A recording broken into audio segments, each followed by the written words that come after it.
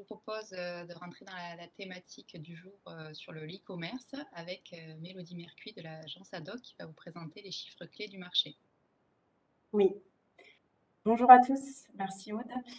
Donc je suis Mélodie Mercuy, je travaille pour Adoc, l'agence de développement économique de la région Occitanie, et je travaille plus précisément pour accompagner les entreprises agroalimentaires de la région dans leur développement commercial sur les circuits e-commerce. Euh, Parmi les actions d'accompagnement que l'on propose sur les marchés e-commerce, nous organisons fin février une série de webinaires pour mieux comprendre et appréhender les marchés du e-commerce dans 3 pays cibles, la France, le Royaume-Uni et les États-Unis.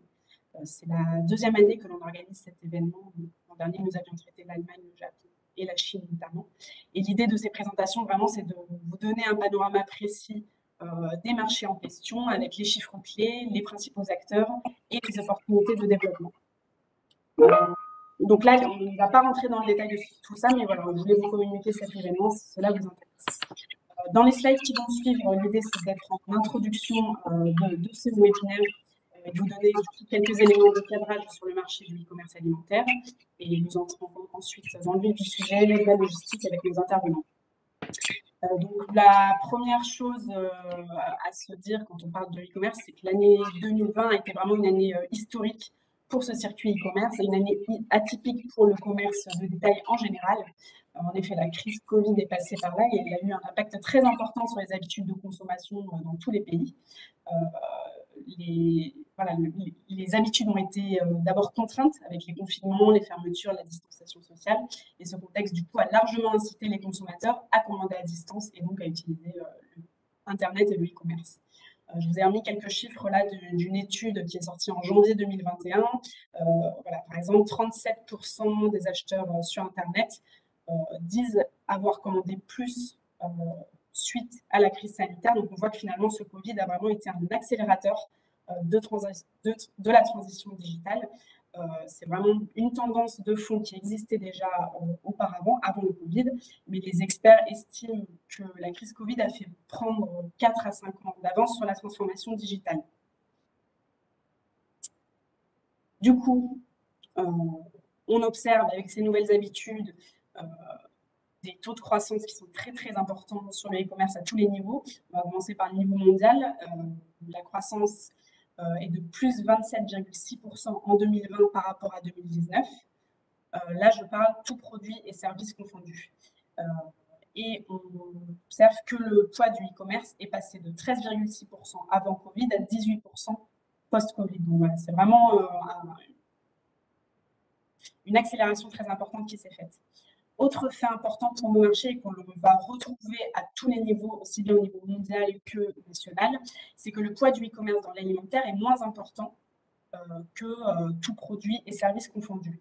En effet, avant le Covid, le e-commerce représentait 3% du commerce de détail dans l'alimentaire, contre 13%, comme vous le voyez dans la slide, tout produit confondu. Donc le poids du e-commerce alimentaire est passé à 6,5% post-Covid avec un taux de croissance à plus 60%. Ça, c'est vraiment quelque chose d'important qu'on va retrouver sur tous les marchés. Quand on s'intéresse à l'échelle européenne, donc on a un taux de croissance un peu moins fort, à plus 9%. Ça s'explique qu'au niveau mondial, voilà, on avait la Chine qui tirait la croissance très très fort. Au niveau européen, c'est une croissance un peu moins forte. Mais quand on regarde au niveau de l'alimentaire, c'est une croissance à plus 65% qui s'est faite en 2020. Donc encore une fois, si on rattrapait un peu le retard qu'on avait sur le e-commerce alimentaire par rapport au e-commerce tout produit. La France est le deuxième marché e-commerce en Europe, avec un chiffre d'affaires de 112 milliards d'euros, tout produit confondu, et une évolution de plus 8,5%. Une évolution du coup qui est mitigée par rapport on va dire, au niveau mondial, notamment pénalisée par les services donc transport, tourisme, voyage, loisirs, qui pèsent très lourd historiquement dans les commerces. C'est à peu près 60% presque des ventes sur Internet se fait sur les services. Là, avec les confinements, etc., ça a été largement pénalisé. Donc, ce qui explique ce taux de croissance qui serait peut-être moins fort et qui est très fort, par contre, sur les produits, à plus de 32%. Donc ça, c'était les chiffres 2020. Quand on regarde sur 2021, donc là, l'année vient à peine de se finir, donc on commence à avoir les premiers atterrissages, mais on va dire que la tendance de fond se confirme, même si on n'a pas eu les confinements que nous avions eu en 2020. Si vous regardez le graphe, donc on retrouve la part de marché du e-commerce dans l'alimentaire à 7,8% en 2020 et elle passerait à 9% en 2021. Ce sont des niveaux de part de marché qui sont équivalents à ceux qui existaient pendant les confinements. Donc c'est vraiment important de se dire que même en 2021, alors qu'on n'a pas eu de vrai confinement aussi dur qu'en 2020, cette part de marché e-commerce reste très très haute et donc on est vraiment dans une transition. Il y a également des projections de croissance sur les années 2022-2023 qui sont très importantes, hein, plus 10% d'évolution des ventes sur Internet pour l'alimentaire. Et quand on regarde donc, le graphique de droite qui est vraiment focus sur les produits bio, on observe que cette tendance et cette évolution des ventes sur Internet est encore plus importante pour ces produits bio. Sur lesquels, voilà, qui sont surperformants sur le e-commerce. En fait. Donc une vraie opportunité de développement pour les produits du quotidien sur l'e-commerce, mais encore plus pour les produits bio, ce qui explique qu'on va faire ce focus d'ailleurs dans le cadre de notre semaine e-commerce. Donc si on regarde le nouveau paysage, donc le paysage du coup e-commerce qui est très favorable, comme on l'a vu, avec une cible de plus en plus large, c'est 81% des internautes qui achètent désormais sur Internet. La cible est de plus en plus large. Auparavant, on était vraiment focusé sur une cible jeune et les zones périurbaines. Maintenant, on recrute chez les plus de 50 ans, dans les centres urbains, etc. Donc vraiment le e-commerce partout.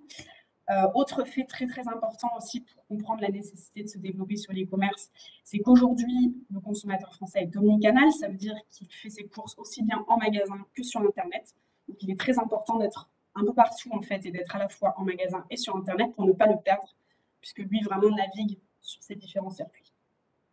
Et pour finir, toute cette dynamique e-commerce a vu l'émergence de nouveaux acteurs. On ne rentrera pas dans le détail de ces acteurs, mais qui sont apparus notamment dans les centres urbains avec le drive piéton, le quick commerce qui promet une livraison en 15 minutes. Voilà, beaucoup d'initiatives qui se sont développées.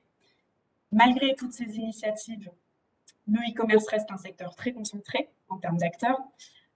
Et ce sera la dernière slide de cette introduction. On voit qu'il y a eu une progression du nombre de sites très importante et qu'aujourd'hui encore, les 3/4 du chiffre d'affaires e-commerce en France est fait par 1,1% des sites.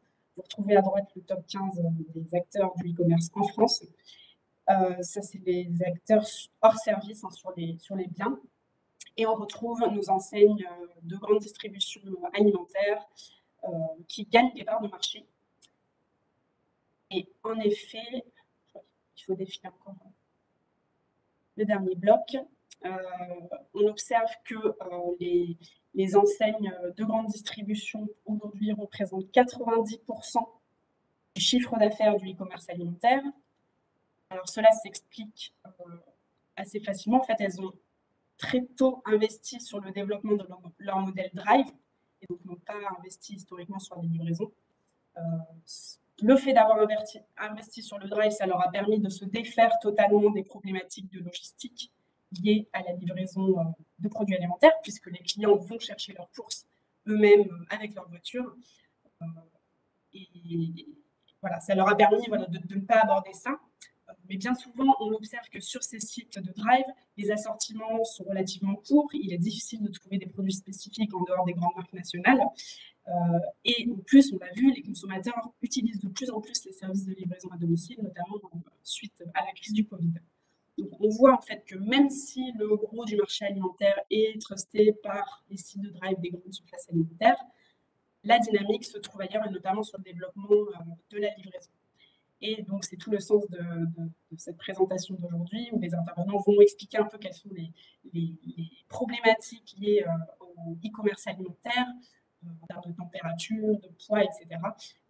Et finalement, vous apporter des solutions sur ces enjeux logistiques.